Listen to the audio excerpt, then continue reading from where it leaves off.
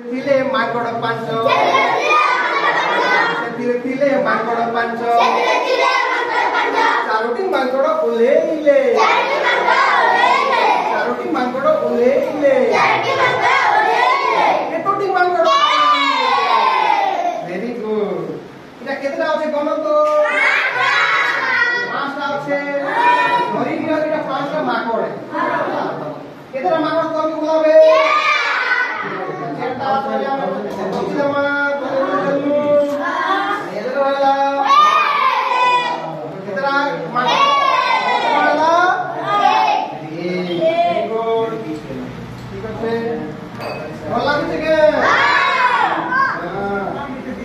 आप कोई रुक रहेगी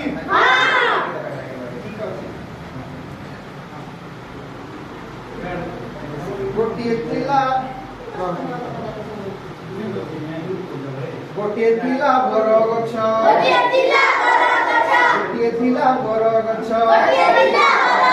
ସେଥିରେ ଥିଲେ କାଉ ଆଠ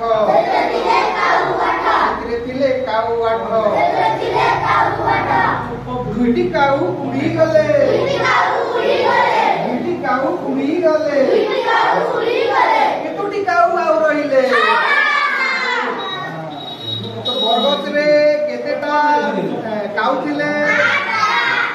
କେତେ କେତେଟା କାଉ ଥିଲେ କେତେଟା କାଉ ଉଡ଼ି ଗଲେ କେତେଟା ଉଡ଼ି ଗଲେ କି